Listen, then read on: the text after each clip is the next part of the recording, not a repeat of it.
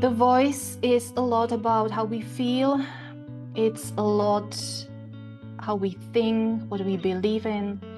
You are looking at yourself, you are looking at your values, you are looking at how you express yourself, you look at the role you play in the family, in the world, in your work, just because of voice lesson.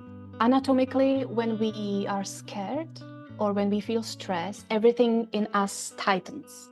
Those muscle tightens up, we cannot breathe well. When the body feels threatened, it won't allow you to do what you want. So when we bleed, it's very difficult for people to make any kind of sound when we bleed, because blood goes into the vocal cords as well. So it's very difficult to stabilize the voice and make it like solid and straight, just because of hormone. Welcome to the Wallflower podcast with me, Charlotte Puanto, an award-winning menstrual cycle coach and priestess, and the founder of First Moon Circle School. I guide women to honor and embrace their sacred cycles in their life, leadership, and business. Let's say hi to more ease and flow by co-creating with your body, and goodbye to struggle and burnout. This podcast features soul-enriching conversations, inspiring you to love your cycle, lead as a sacred leader, and grow a life and business that serves you by harnessing cyclical life and business practices. Join me and other change makers, thought leaders, and wise women to embrace and embody your wild flow. Today's conversation was super interesting. I had on Michaela Botoskova, who is a voice coach, and we're really jumping into exploring our relationship to our voice and how we express ourselves as women, and how we can learn from quite a young age to not express ourselves, silence ourselves, not feel our feelings, not express our truth, and not be authentic in the pursuit of being perfect or quiet or compliant, all the ways that we learn to keep safe and small. And our voice is something that we often end up having to do some work around, either consciously or unconsciously, so that we can speak up and reclaim our power as women, especially if you're somebody who is putting yourself out into the world through your work, either through your sacred business or in the workplace, who has to speak up, maybe even in the family or at home or with friends, who has to speak up for what you believe in and what is true for you, and to express how you feel and what you need, and to be heard and seen. This can be quite challenging, and is something that I actually do quite a bit of work on with my clients inadvertently. It's not something that we necessarily set out to do, but it does come up when we are doing empowerment work, and especially when we are really reclaiming our body and the wisdom that's held within our body, and we have to explore how we feel, what we need, and speak up. So, Michaela, in English, her name is Michaela. She has been working with the human voice for more than 15 years, starting off as a singer, and then after moving to London, realizing that there's so much more work out there that's being done with regards to the voice. So she was studying music and the voice, and expanded her work from singing to supporting actors and public speaking and anyone who's eager to explore their voice. Nowadays, Michaela has moved away from music sheets and towards yoga mats. And she's here talking to us about how when we do voice work, we're actually holding up a mirror to our values and our feelings and to all that we think we are and how we express ourselves.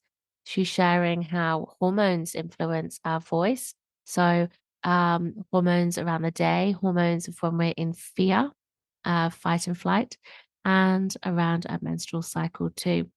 We're talking about the throat and womb cervix, the yoni connection too, and how our voice can change when we're bleeding. So interesting. And she's sharing some practices and exercises as well to help us to connect with our voice, discover our voice, find tension that's there in our throat and our tongue, and get used to hearing ourselves and our expression once again. So this is really a beautiful episode, and I hope that you enjoy it and find it super useful, whether you are intentionally thinking about working with your voice or whether it's something you didn't even know that you might be called to explore. Happy listening and welcome back to Wildflow. So, welcome to today's guest. We have Michaela, but her real name in her native tongue is pronounced Michaela. And I just really want to honor that. So, welcome to the podcast. How are you today? Oh, Charlotte, that was a beautiful welcoming. Thank you so much for having me. I'm really excited to be here. I'm excited to talk about the human voice, and I'm excited where actually we will go with this. So let's see and let's start. Beautiful. Thank you. Into the mystery. I love to start these conversations with a cycle check-in.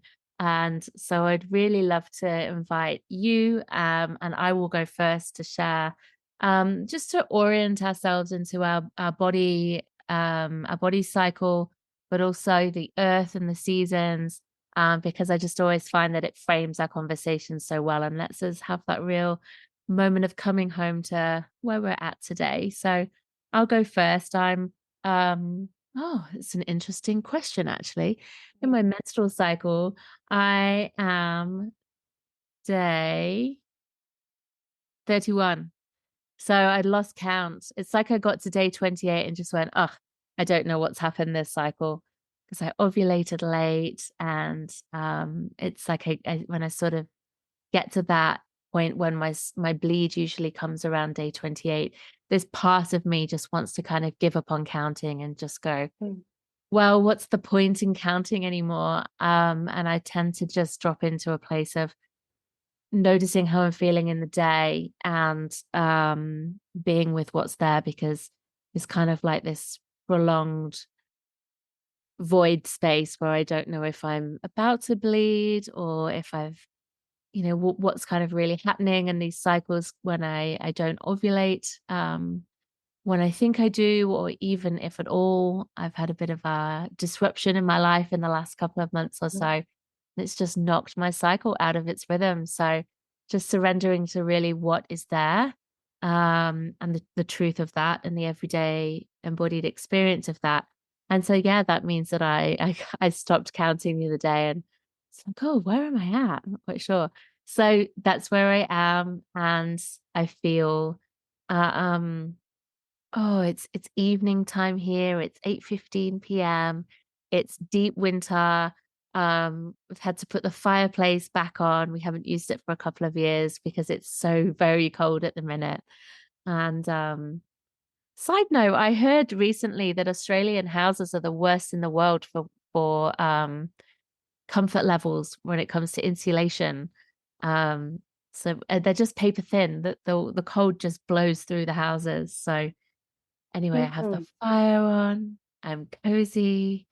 I'm in that sort of twilight evening phase. Late in my cycle, I feel warm and I have cacao. And I just feel really grateful to have this moment to speak with you and slow down and drop back into my body because it's school holidays and that means little time for me. So this feels really nourishing. Ah, that is me. And so I invite you, where are you at in your cycle, if you have one, or are you relating to the seasons and cycles of your life, of the earth, maybe? And just how are you feeling today with that perspective, that cycle perspective? Charlotte, can I just say that I really can feel how Jose you feel when you start. I'm maybe because I work with the voice so much and for so long, I can like straight away hear what's going on in people's voices. And when you started, my brain was immediately like, oh, I need to like settle down and calm down a little bit. I was running around the whole day. And now I just like heard your voice and I was just like, oh, that feels nice. It feels Oh, lovely to just like nest, settle down, and like I'm just thinking about feminine energy. That's what it represents for me. This kind of welcoming, nourishing, kind, supportive, respectful place. So I Mm. just wanted to mention that. And then to You. answer your question, Mm. Mm. I've been traveling a lot, and my cycle is shifting. But right now, I actually, which I'm so happy about, I synced with new moon cycle. So new moon was at the big, I think it was the 6th of July. So that's when I started to bleed. And I was just so happy to like, I felt like, yeah, I'm like one with the nature. I'm like, because it's so easy for me to just be caught up in my head. So like knowing that maybe not, maybe I'm a little bit listening to the cycles of the nature, and I'm more open to the creative, feminine, nourishing energy, which somehow is connected with nature to me. It seems like, I don't know, it looks like. Um, but yeah, so a new moon, it's for me, and I'm very happy about it. Very happy. So I'm glad I can talk about it here. Mm. I love that. That's really beautiful. Yeah. It's funny because I have been bleeding with the new moon for quite a long time, and then a few months ago shifted out of that cycle.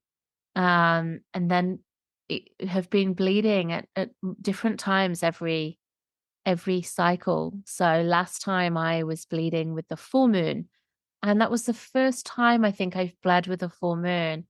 And it was such a surprise to me how it felt because I'm so used to bleeding with the new moon. And there is there is a truth. I don't care who wants to debate it, or it's science and it's logic, but I really find that when I bleed with the new moon, I have such a low, almost like an energy kind of crash, not a crash in a sudden bad way, but like as in a real descent down to minimum. It's like my energy just completely fades, and I want to really cuddle up and spend like a whole day in bed if I can possibly get away with that. Um, and I feel really sleepy, and it takes me like several days to get my energy back, to wait for that lift in energy once my bleed finishes. And I've found that um, bleeding with the full moon, so I think I'm going to be bleeding with the full moon perhaps this cycle too.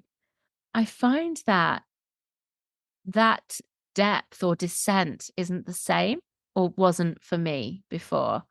Um, I feel like I drop and I get really tired and I get quite very inward still, but just not to the same level. Not quite so like, oh, it's midwinter and like I need to completely shut up shop and I don't want anyone to talk to me or come anywhere near me and I can't do a thing. I just can't get out of bed kind of energy. It's more sort of like, yeah, I'm inwards and I'm quiet and I'm slow and I'm resting, but the sort of bounce back was quicker. It was just quite interesting to notice how I felt mentally and emotionally and energetically, just bleeding at different times with the moon. I wondered, have you ever experienced anything? You've talked about bleeding with the new moon. I'm just wondering if you've had a sense of, anything like that for you at all, or whether it's something you're discovering. Uh, when I turned 30, that was quite a big thing for me to notice how not the body is changing, but how I relate to my body. Mm. Um, it feels like until then, I didn't feel that I have a body, which sounds crazy. But I was just so cut off from, yeah, from even feeling pain, which is very strange. But I just didn't, I don't know, I just didn't connect with my body. But then I turned 30, and then I started to be more, I think I've been sensitive my whole life. But when I turned 30, I started to like maybe appreciate it, Mm. how sensitive I am. And then I realized, oh, like I am, like right now, I'm noticing how much my mood is changing, like how hormones, how the strong role of our hormones, how much the hormones can do for us or against us. And it's so out of our control to a degree. Um, so when I started my cycle this month, it was in the morning, and then I felt great. And by the end of the day, I was just like, I can't move. I don't want to see anyone. I don't want to hear anyone. I just want to dark, silence. Um, and it's just because of what the hormones do to the body and how the body is actually clearing through the blood, right? I also want to say how I found you. So I don't want to jump there. So let me just finish this thought. It's like how hormones can influence us and the voice as well. And we don't need to even notice it. Mm. We can blame our partners, we can blame our work, anything, but it's actually so interesting how the female body is like designed this way. Recently, I actually realized that men work on the 24-hour cycle and women work on the month cycle, which is so interesting. And I never like noticed that. And only now I'm trying to not just respect that, but also be grateful for it. So Mm. Yeah. to know what is going on when, so that I can adjust myself to the not just the cycle, but to being a woman. Oh, that's so interesting. Yeah, thank you for sharing. I think that that's such an interesting thing too. So, did you say in there that the hormones influence the voice? Yes. I'd love to hear more about that. Do you want to tell us a bit about that? So this is something I have not looked into it yet because it's just so broad. Yeah. But I have a few things I can say. The research, when you look at the research, they don't know either. Hmm. So that's where we should start. Yeah. But regarding women, the older we get, the deeper our voice will be Hmm. Mm. because of the testosterones. So it's what is advised to do for women to like practice their higher range, which is we can do some exercises if we want to, but this is like we should be doing that so that we don't drop the voice as much. Mm. And men they have the opposite. Their voices they go higher. Yeah. So Interesting. that's hormones. And also when we bleed, it's very difficult for women to make any kind of sound when we bleed because they they don't get swollen the vocal folds, but there's just a blood goes into the vocal cords as well. So it's we are it's very difficult to stabilize the voice and make it like solid and straight, just because of hormones. That's so interesting. And I'm reminded of how the connection between the throat and the cervix is Yeah. connected. And if our cervix is soft and open and, releasing, then I'm curious if that means that the throat and the vocal cords are sort of soft and open as well, or not don't have the tone, perhaps is the word, to create sound in the And same way. when we bleed, this comes from the traditional Chinese medicines. When we bleed, the blood goes from the heart down to the womb and the cervix. And because of that, all the emotions we feel during the month is flashed away through the bleeding. So that might be the reason why we can be so emotional, because of the energetic connection between the heart and the womb and the cervix. Love that. Thank you for sharing. That's gorgeous. Wow, there's so many. I just love how it's all so interconnected, and it just, I find it quite a marvel how our world is so set up to think that it's not connected, that, different parts of our body, our voice, our emotions, our bleeding, our feelings are all separate and not connected in any real way. And yet, of course, that's just ridiculous.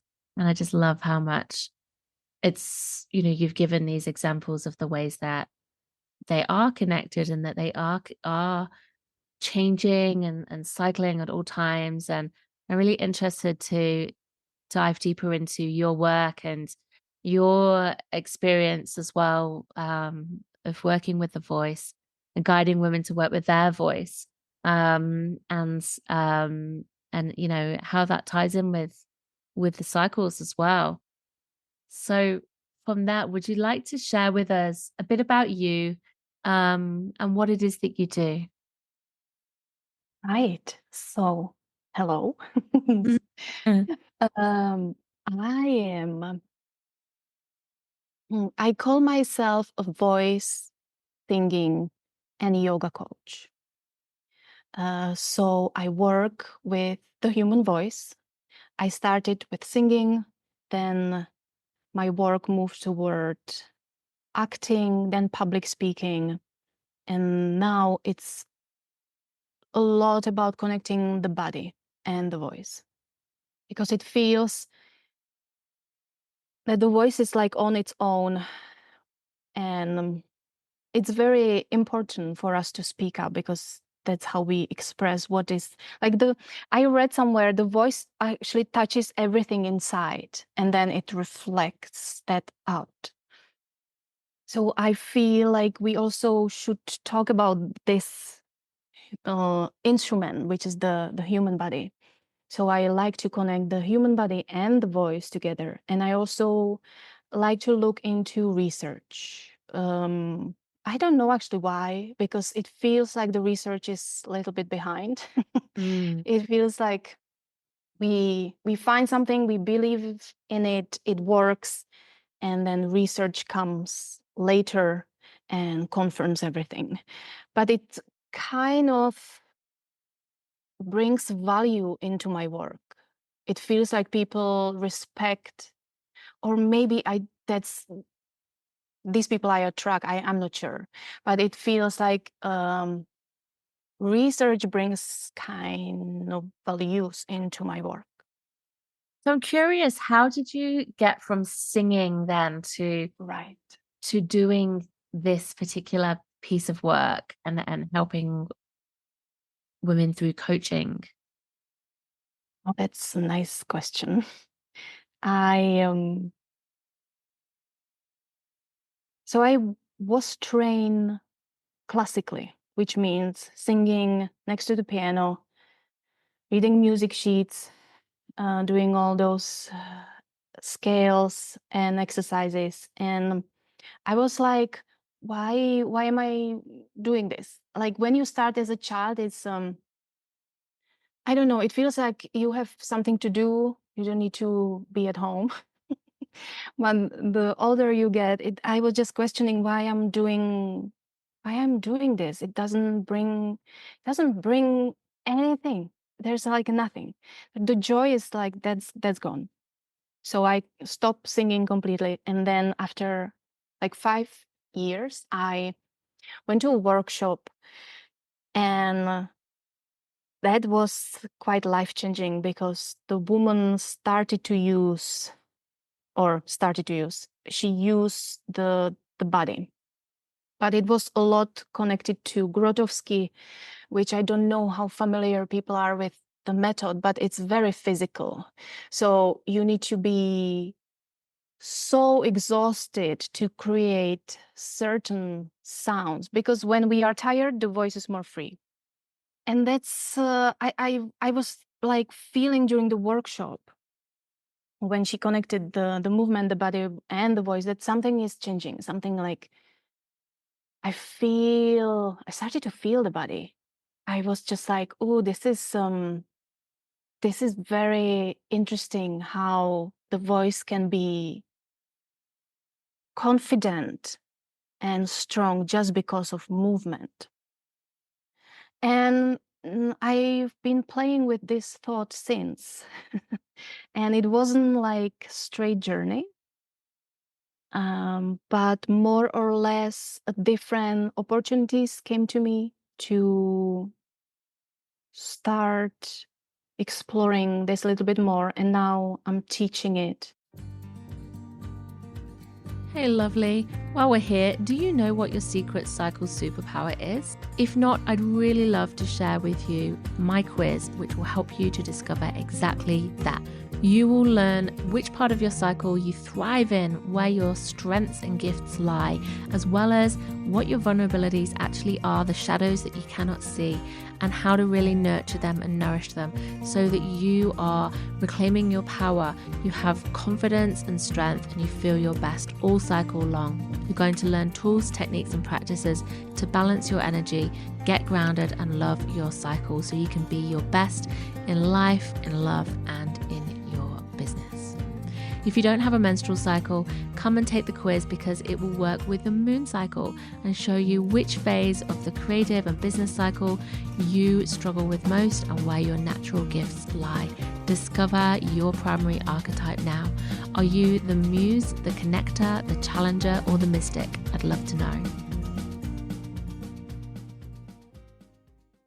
Because I'm really struck with what you said there about, our voice changes depending on how we feel in ourselves. And, like you said, when we're confident, it's one way. When we're tired, it's freer. Like, that to me is interesting. I thought you were going to say it's more hoarse and more strained, and it's more constricted, actually, was what I thought you were going to say.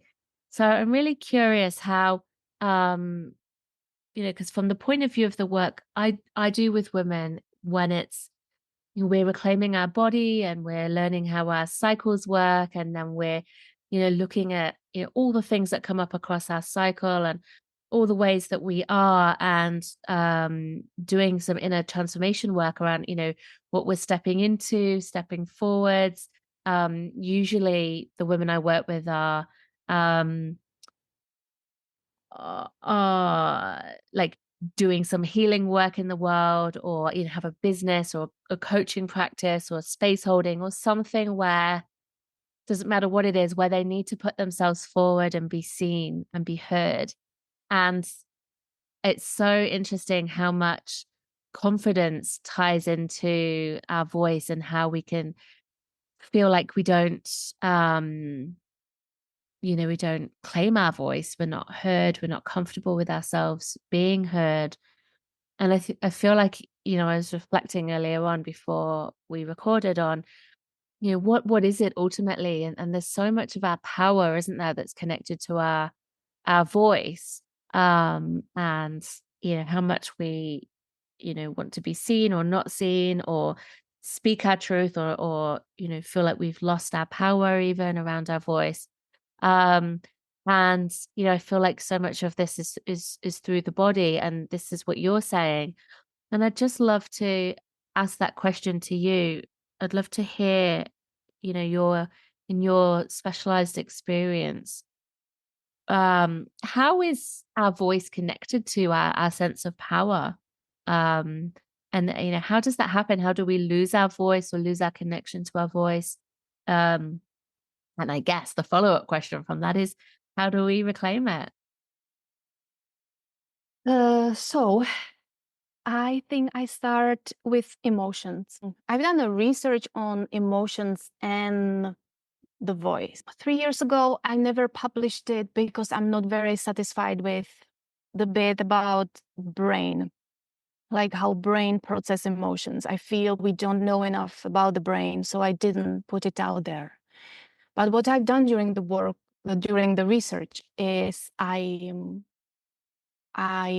conducted, it was 8 interviews, I feel, with voice teachers, voice coaches, people who work with the voice. And I asked a bunch of questions if they feel there is any connection between emotions and the voice. And the interesting thing is that what came, I got lots of data out of it, but one is that we are actually afraid of emotions. So people didn't want to talk about it. And also, how do you address it? It's so the voice and the emotions are, you can't touch it. So how can you talk about it? And then also, most of them were teaching teenagers. So how do you talk about that with teenagers? So that was very interesting, that we are afraid of emotions. Not everyone, of course, but it was like a strong finding that came out of the research. And I think that is kind of my answer to your question. That our emotions are reflected in our voice. It means if someone is lying, you kind of know something is off. You don't have a solid fact. You don't have something solid, but you know something doesn't feel right.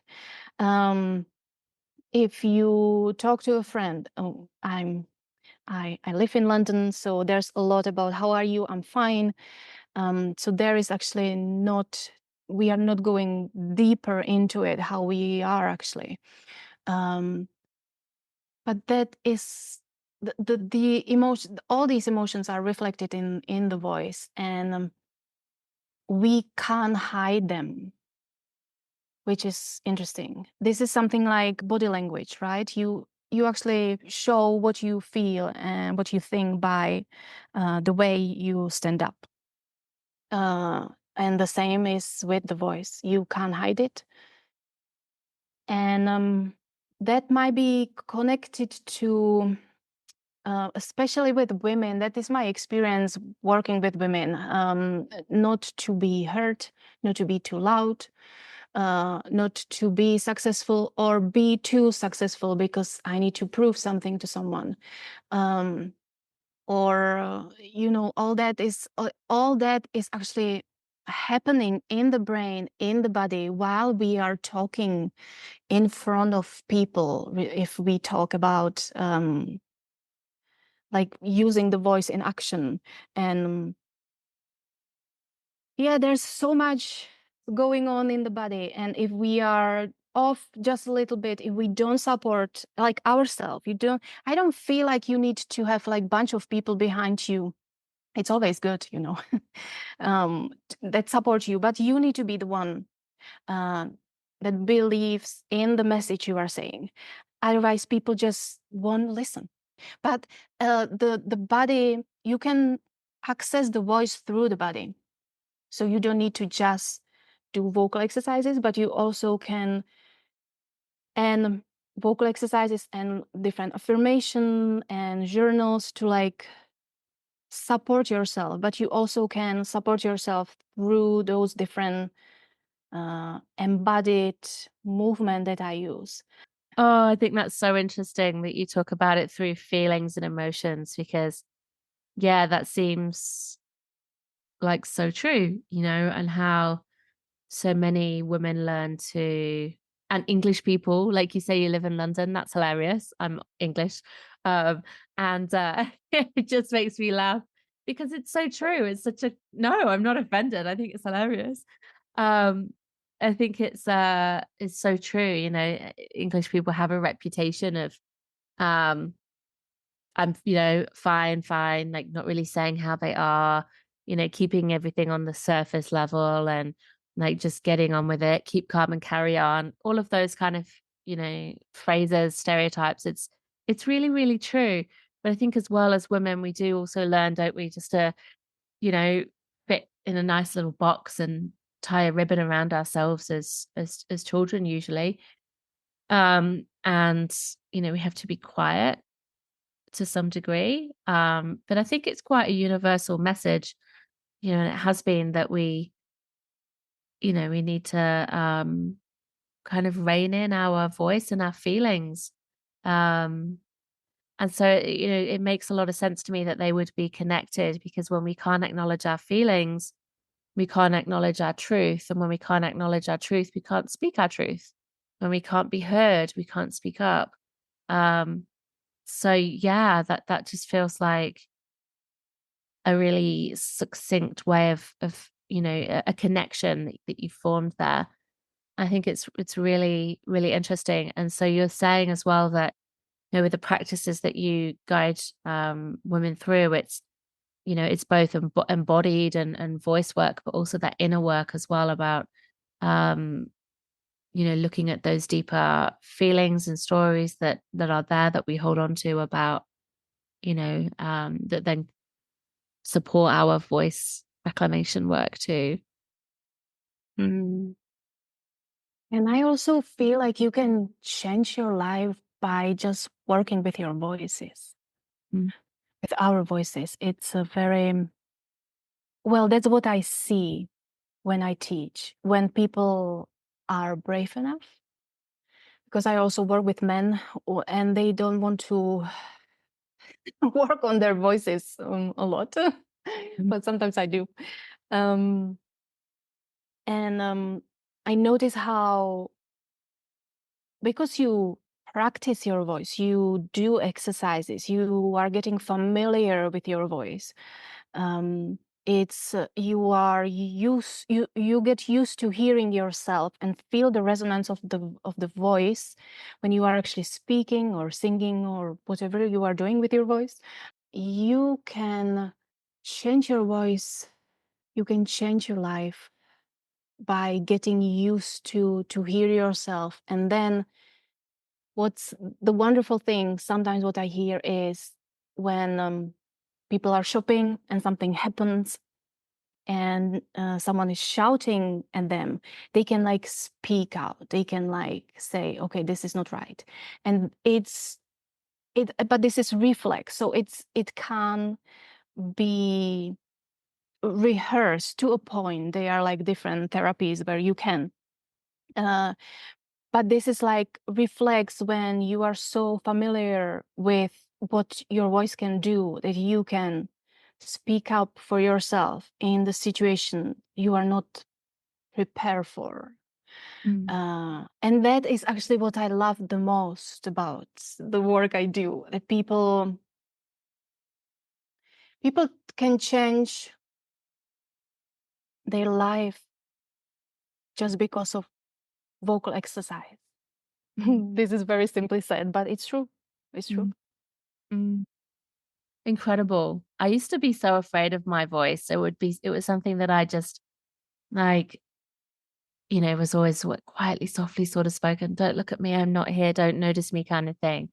And it's been a real piece of work that I've had to do by myself. I didn't realize that it was something that you could get support with actually at first. And I've really found that podcasting has helped me so much, not just in actually being able to speak and speak with far less ums and ahs and coherently, but really trusting what it's been about. And I found it through the work that I do as well, especially when I'm holding events. I do lots of circles and ceremonies, and so I will speak before a group of people, and it's a sacred experience, and I don't want to be reading my notes. And I started off for a long time, years ago, I would read my notes and kind of be like, and it's been a practice to step away from that and just to really trust that what comes through and out of my mouth, essentially, some people call it channeling or intuitively speaking, or, I just find that when I can sort of stop overthinking it and just trust that the words will come out my mouth as they're meant to. Same with podcasting. Um, It's not just helped me with my actual voice and actually speaking, but with so much trust in myself and who I am and what I have to bring, and that what I'm going to say is going to be okay and not laughed at or judged, or not enough in any way. And it's given me so much confidence to work with my voice in that way. And I just can't believe how much podcasting has really done for helping me to speak up and put myself out there, and really own, I guess, the fact that I've got something to say and that I want to share it with other people. Because before I started this podcast, I think this podcast is now 3 years old. I was absolutely terrified by the thought of doing this. So I just really wanted to add that in as my story of how I've gone from really doubting myself, but also really wanting to hide and feeling so scared of speaking up, and being seen as part of that was the story. And just the fear that I had nothing useful to say, nothing clear to say, and that I had to read my notes in order to speak because I just couldn't trust myself. So it's trust. Self-trust has been the core healing for me through working with my voice, and I can hear how much my voice has changed now compared to, I bet I kind of don't really want to go back and listen to like the first podcast episode because that'd probably make me cringe, but I'm sure there's going to be a difference. So yeah, I just feel like, these opportunities when we can really let ourselves hear ourselves, and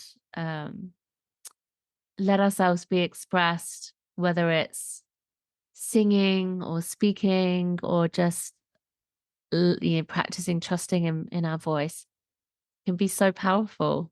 That's my Can experience. I can I just say how beautiful this is?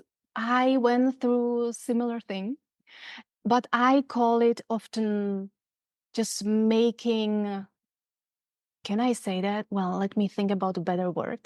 Making,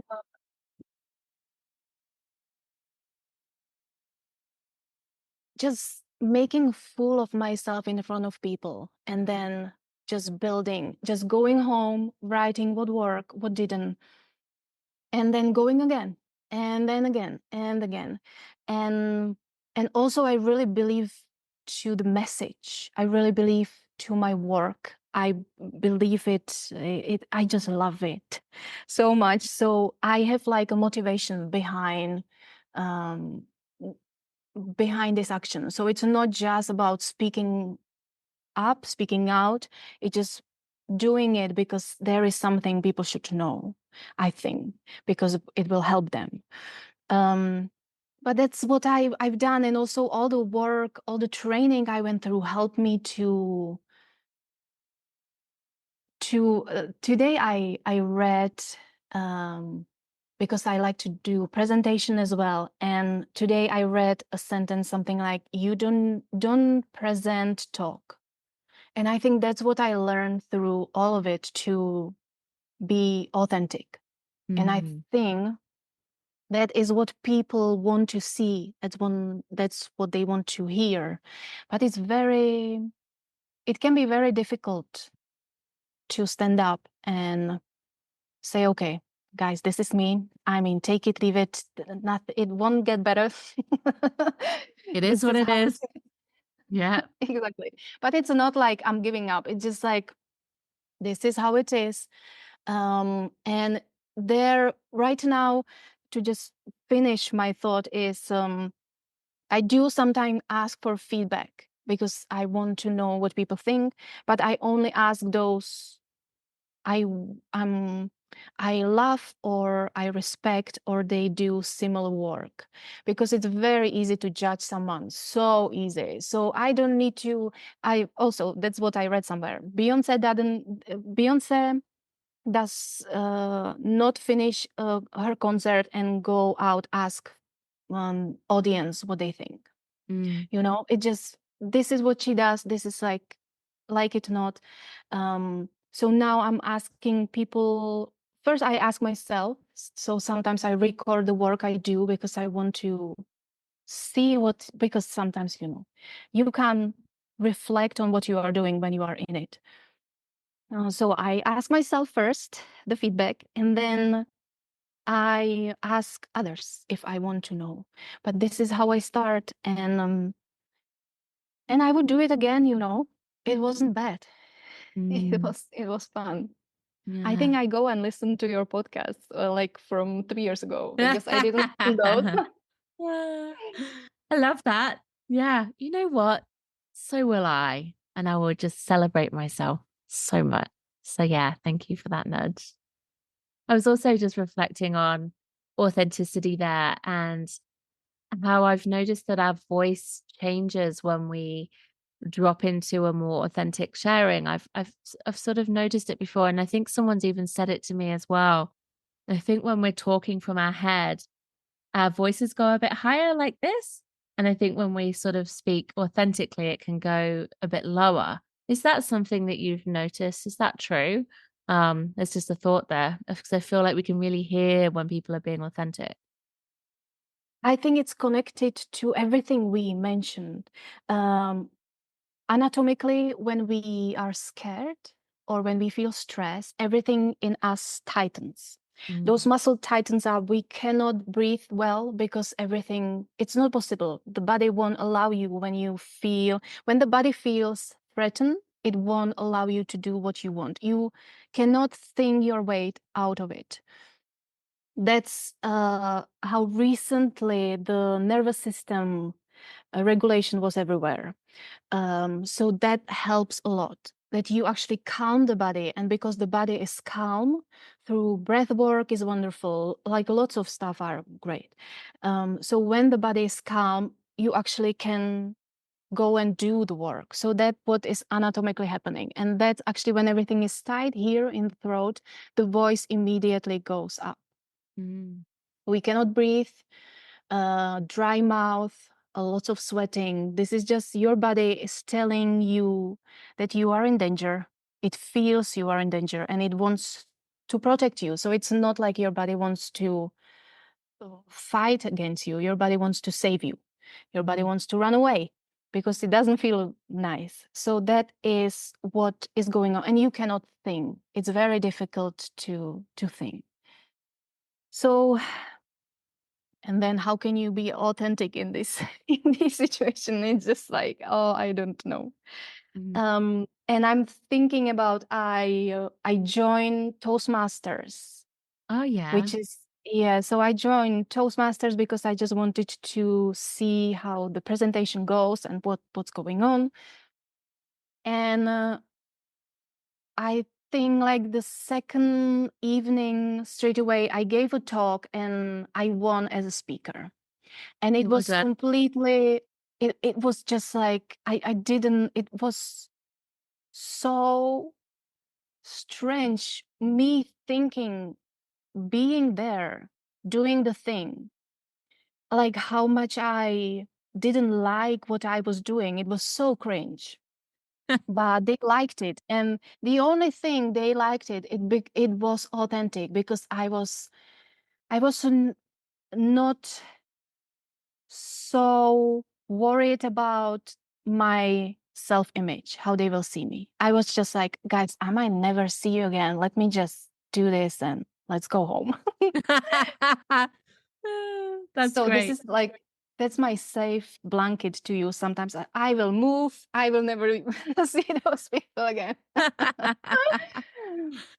But it's just I've been writing about stage fright this morning, and that's what showed up as well. That sometimes we are scared because we want to be so perfect that we won't allow ourselves to be who we are, and everything just tensed up. Um, Mm, so the voice is a lot about how we feel. It's a lot how we think, what we believe in. So you think if you take lessons with me, you think you are taking voice lessons, but there's a lot going on. There's a lot going on. What happens? What do you go into? I'd love to get a bit of a picture of what happens when you work with somebody. It's it really depends on the person. Mhm. So it depends how they start. Some people start talking that this is the problem and this is what they want to fix, and that's what we do. Sometimes people don't know. So it depends how open people are and how deep I can go with them.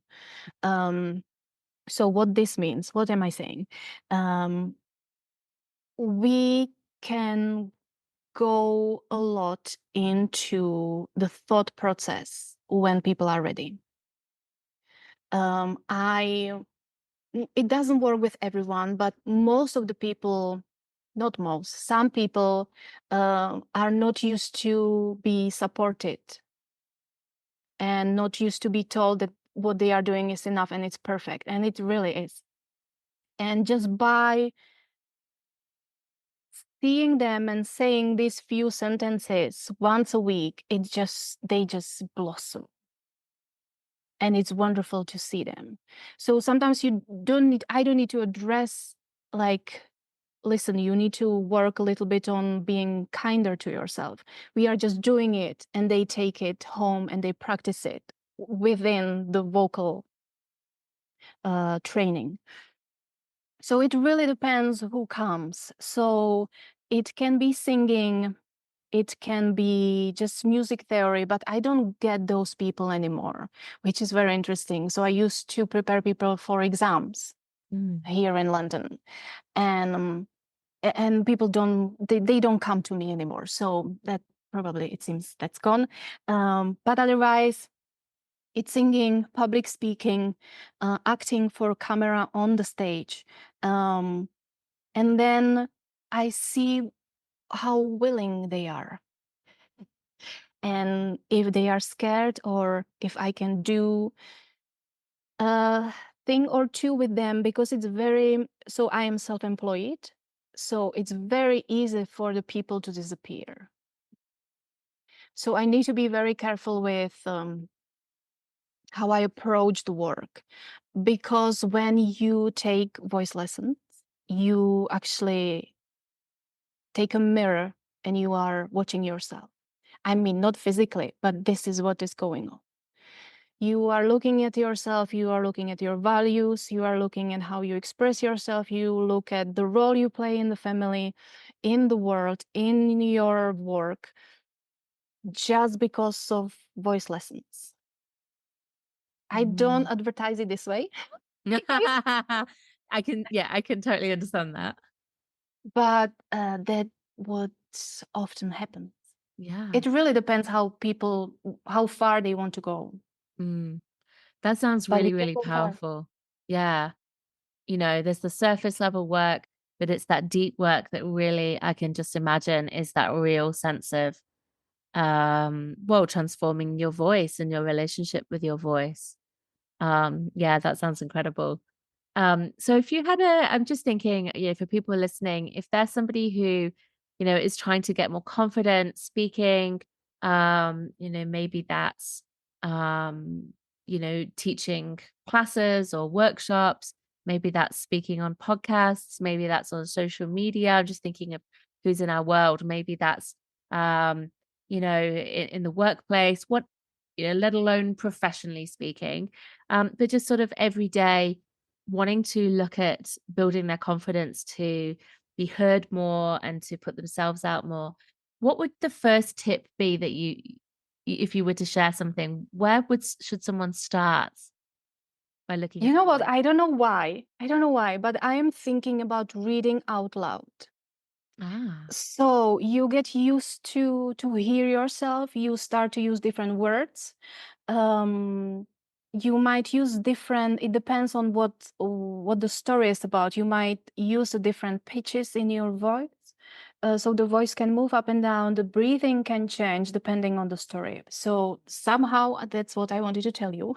But if you want some like practical exercises, I often would start standing and like shaking the whole body. because often when we are ready to do something, it's, the adrenaline, another hormone, right? Adrenaline is pumping through the blood, and you cannot say, adrenaline, don't do it. It's just like, no way. So you just shake the whole body. And you just shake the whole body and shake all the nerves out. And then I would focus on tongue and lips and maybe the jaw as well, because these are those muscles you are going to use. So what can we do? Some exercises. Rolling R, but I don't know if everyone can do it. I can't do it very well at all. I can't really roll my R's. I can. Actually, that was quite good for me. Not very So good that at is it. the one. But then maybe just gently biting the tongue, like all over. So you get a sense of the muscle. Then you can stick the tongue out, like a lot. I mean, like a lot, and breathe through your nose. That's really hard. Yeah, exactly. So it means there's just lots of tension. Then doing the opposite. So the tip of the tongue goes back, like inside the mouth. And then we can do some, on the pronunciation, tongue twisters. Red lorry, yellow lorry. So this is this is exactly Red everyone. lorry, yellow Yeah, lorry. everyone is, please don't do it. Well, listen, it's helping. It's really helping. So going as slowly as possible, so you really warm up these muscles. And then the last I would leave you with, for the higher register, or it can be for the low as well, the word sing. And then using the ng and sliding up and down. Sing. Ooh. Okay, I'll have a go. Sing like that. Exactly. So this way you start to explore your higher register if you want to, but all of your registers, higher, lower, the middle. This is a great exercise. So now you are ready to go out there and say the word what needs to be said. Amazing. Thank you so much. I love those tips. They're amazing. That's so fun. I hope everybody was doing that along with us as you were listening. Because I found that was really interesting to see, like, like you said, where the breathing comes in, like where your mouth is limber and not, and where the tension is, and hearing your voice at the different you said register is the word, different register as well. So yeah, thank you. Thank you so much for sharing.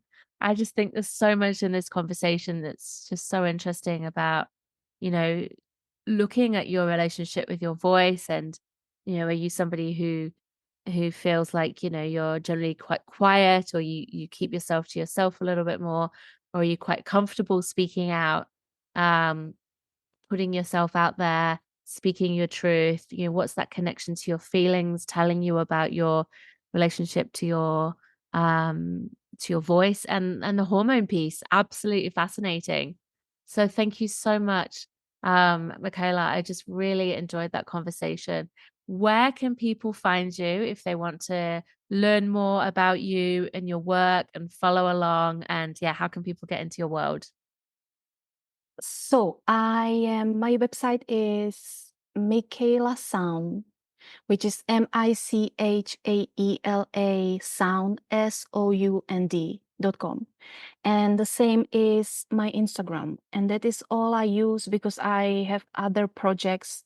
So I need to dedicate some work and some time there. So these are the two main channels to find me. And thank you so much for having me, Charlotte. I really thank you for welcoming me in this wonderful place and letting me to talk about what I love. And I hope someone got inspired and refreshed and ready to speak and sing, listen, dance, move, everything. Anything's possible. So let's go. Thank you. Let's go. Thank you so much. Thanks so much for listening to Wild Flow. I love having you here and hope you loved this episode. If you did, please show your love by leaving a rating and review and share your fave episodes with your cycle and biz sisters and those who haven't yet discovered the power of their body and cycle. This is how we collectively create change and heal the sisterhood. It makes such a difference. Thank you for sharing. Haven't discovered your cyclical leadership style yet? Take my free much loved quiz now to receive your free in-depth playbook on how to up your sacred leadership, grow your business, and thrive by embodying your cyclical archetype. Go to charlottepointo.com/quiz now. Until next time, be devoted to your body as guide and your cycle as oracle.